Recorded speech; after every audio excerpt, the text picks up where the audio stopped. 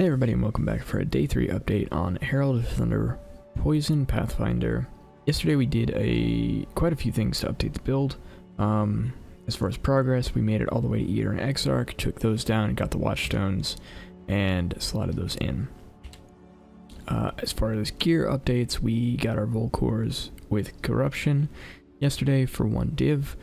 We replaced the ring with something that has a little bit of LA res, some recoup, some life, and some chaos damage. And we also bought an amulet for 50C with a fracture of +1 all lightning skill. Crafted on that a little bit, got life and res, and then put on some attributes to help us with that. The other things that we did is we crafted ourselves this belt. All we did was use Harvest to craft on it until we got something that we could use, put another res on it, and then what we're going to do with this next is throw a Hunter Exalted Orb at it, which will hopefully give us one of the really nice mods. There are 3 mods that we can get there, and 2 of them are really good, and 1 of them is not great. Well, for this build at least. We still need to update our boots, and everything else is pretty much the same. The other things we did are we got a tattoo of the Wise, which is around 2 div, or was around 2 div yesterday, for +1 level of all intelligence skill gems. So we went ahead and picked that up, and we picked up this jewel while we're waiting to get some more levels for a cluster jewel. The other thing that we need to do is remove all of these, so we're going to unspec all of this and put those points over here onto a cluster jewel. But until we do that, we've got this jewel, which is a pretty nice boost in damage, and has some energy shield on it. So yeah, that's a lot of what's going on with the build. As far as updates go, we're sitting around 500 single target DPS post ramp, and that's assuming we have 1 target, right? Everything's going right. So that's the progress there. As far as next plans, we need to switch out that cluster jewel, get a 6 socket and 6 link, which is going to help our damage by leaps and bounds. Switch all of our gems to awakened gems, and that'll put us in a really nice position for so much stuff. I'm probably going to try out Sanctum today, but we'll see. I'm also not streaming today, and won't be streaming again until Wednesday night, as usual. Alright, so let's run a map real quick. This is a T16. They've got more life, so it might be a little rough, but we'll see how it goes. I am currently able to take out Conquerors. I was actually running low on T16s yesterday when I needed to do Eater and Exarch, so the T16 that I did for Eater and Exarch were actually the Shaper Guardian that does physical slams. I don't remember his name. I'll remember it later. But yeah, it was a Shaper Guardian. Minotaur. We did 2 Minotaur maps in a row because we got a double drop on a Minotaur from a T14, and we were on the last step of our quest line for both Eater and Exarch, which is a great drop for us. Lots still to do on the build, lots of room to grow. I think I've come to enjoy Poison Proliferation more than Explode. Honestly, like I think the way that Poison Proliferation works is more satisfying than Explode is.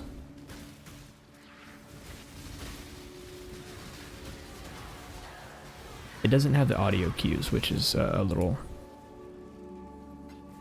less nice. But anytime you get a big pack and you get the cascade effect going, I have to find a big pack, or hopefully there's a big pack in here. It's really satisfying.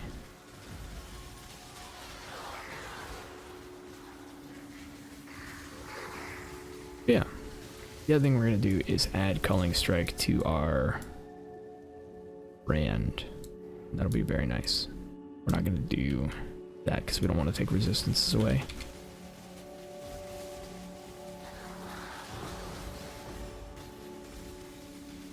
We're not quite that strong yet.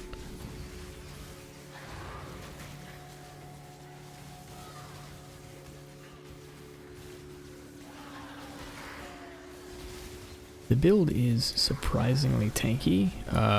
It's tankier than my original concept and tests were, and that's largely due to the amount of evasion and energy shield that we've invested. So we've got quite a bit of evasion. We have almost 2,000 energy shield. I want more. We also want more health. But having the energy shield has been super nice. That is also super nice. Pick these up real quick. I'm very happy with the build. Very satisfied with how it's acted as a starter. I still got a bunch of watchstones to go, but I'm honestly not worried about them. The damage isn't an issue. Survival isn't an issue. I didn't do super great against Searing Exarch because I'm really bad at the ball phase, and so I died 4 times to the ball phase. But for Eater, I didn't die at all. It was a deathless run. I think I also did deathless on Shrek. I'm not sure. Can't remember. But yeah, it's been a super chill build. Nothing crazy. Which is really nice, because like usually League Start is really intense on my wrist. Because the more intensive builds you play, the worse it is. And this one is super chill.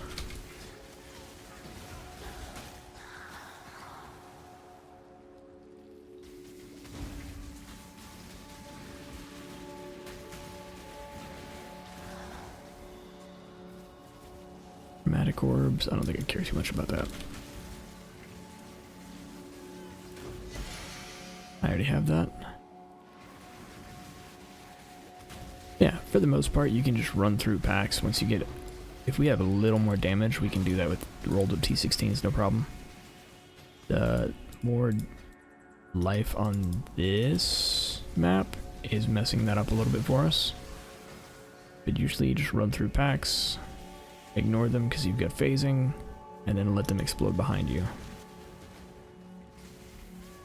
This guy can teleport, so he got away from the pack before it exploded.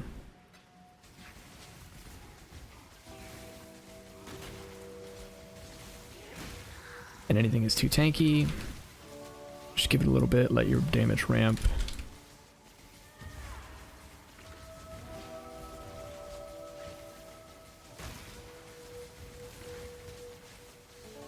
Apply despair when you can.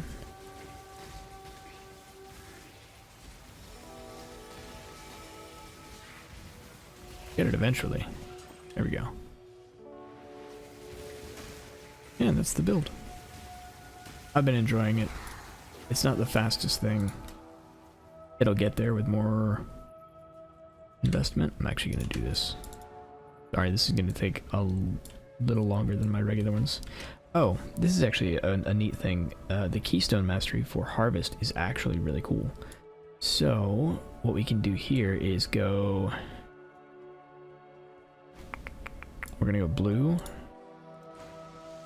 Because I need purple and yellow, so I'm gonna prioritize purple and yellow. We go blue, and I'm doing Wandering Path, which is why I'm kind of doing this, because the big nodes that are super useful for like getting huge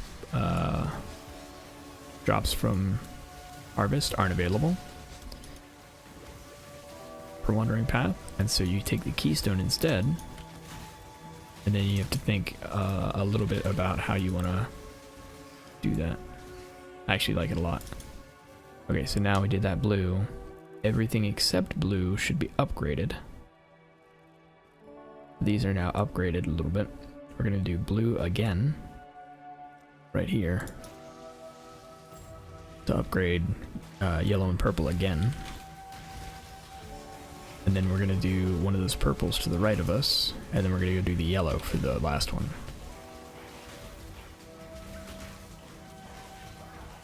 Come on, poison proliv. There it is.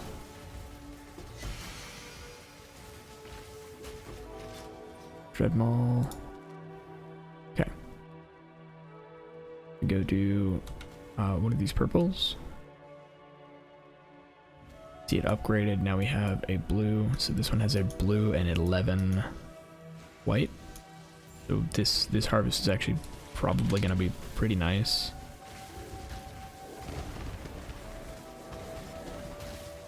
We're down to despair.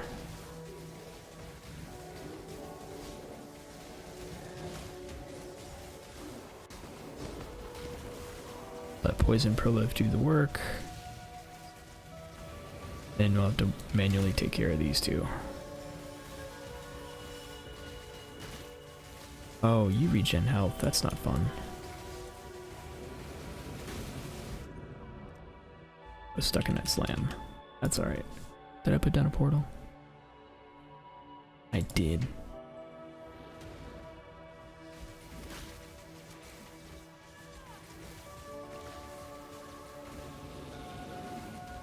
Don't take slams. Slams are bad. Okay, that might be a really good thing.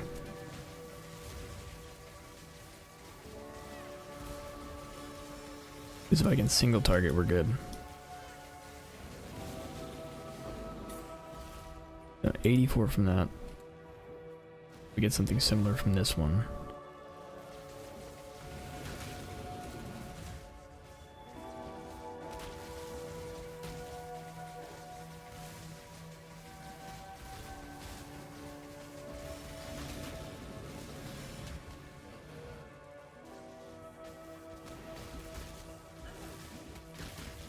There we go.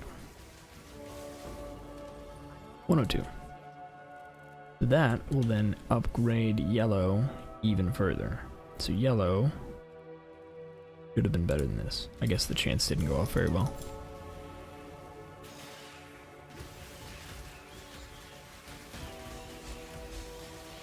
Yeah, that's basically how that works.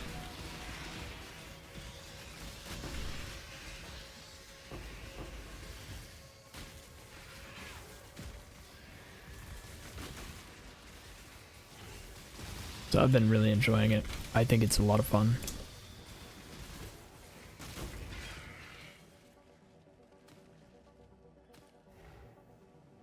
This is just a rare red map. And we got 200, 300. So the more investment we get, the better that's going to be.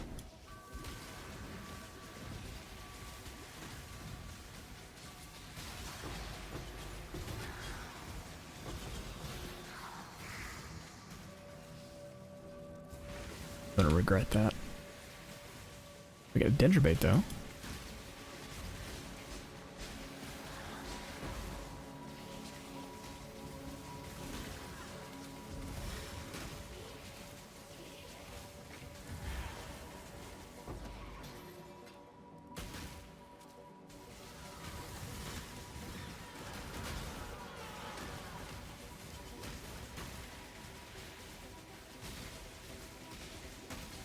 Get myself into bad situations pretty regularly with this build because I'm trying to go fast all the time, and I have to remember that flame dashing into packs is bad.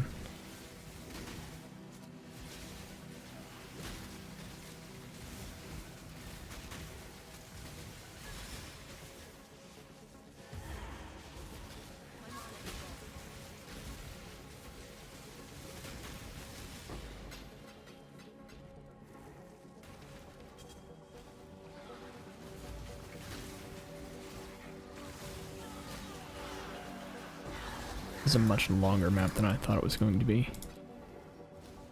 Alright, we finally arrived at the end.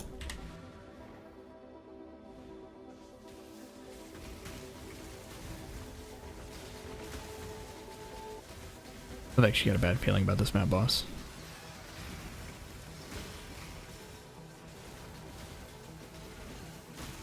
Because this map boss does the thing where he drops down and does a ton of damage.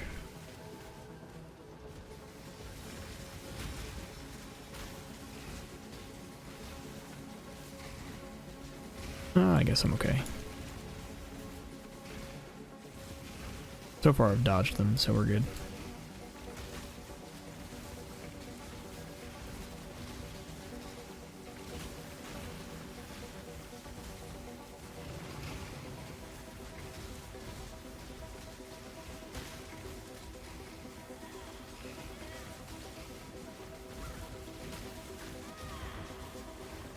Grab some endurance charges real quick.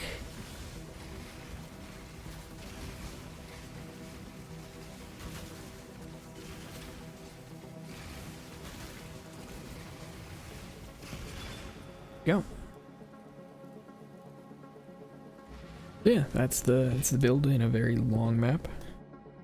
Again, improving the damage a little bit is going to help us a lot with T16s. We're gonna be able to go much faster.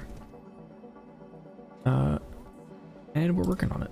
Okay, so switching topics to talking about what's next for the build. This is the build as it currently stands, right? We've got this pulled up in POB, we've got a configuration to account for the tattoo that we have.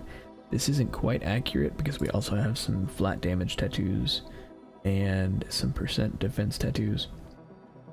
But all in all, this is fairly accurate. So what we're gonna do is work on our equipment first. So our next steps are things like adding another socket to our body armor and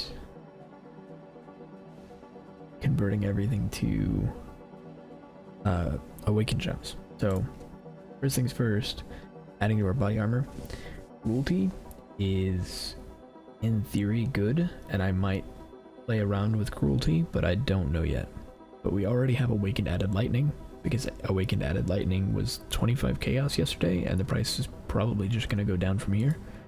We're going to grab that, level that up to 5 as we go, and that already shoots us up about 25 or 200, and that already puts us up about 250,000 DPS.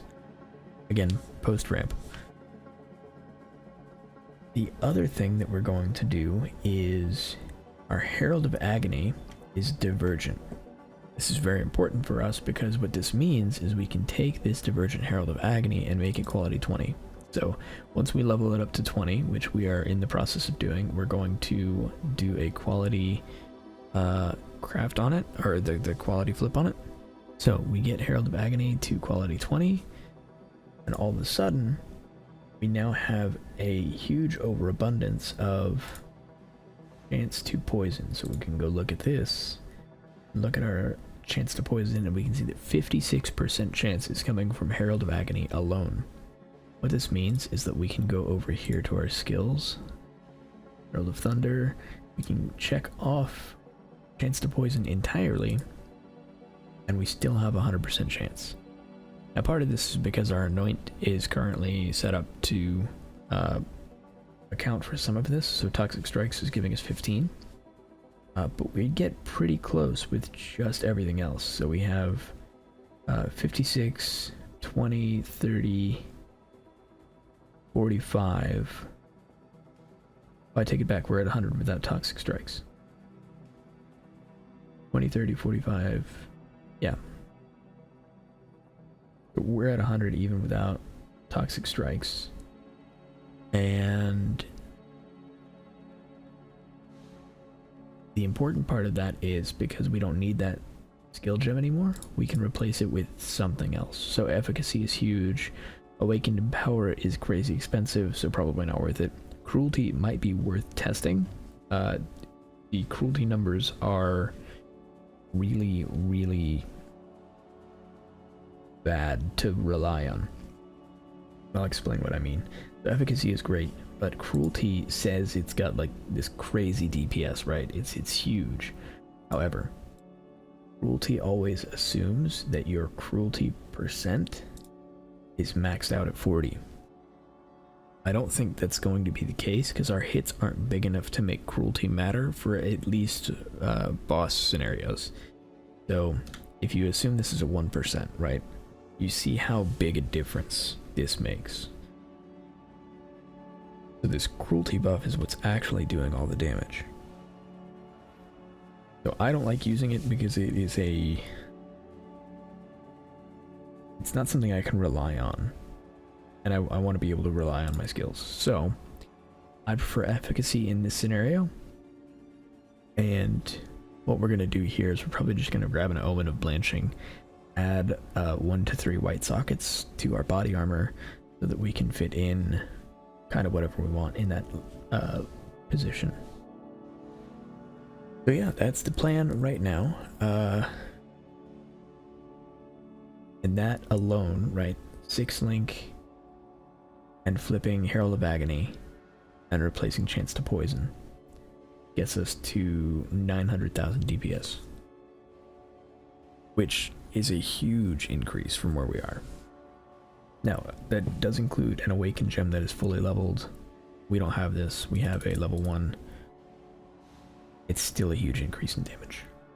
Yeah, that's where the build sits and kind of the plans for the immediate next steps. I'll be streaming again on Wednesday. I suspect I will be much further along in this. I'll probably respec some of these points over to a cluster jewel to get that going as well. Thanks again for watching. Thanks for joining me on this journey with Herald of Thunder, and I will see you next time.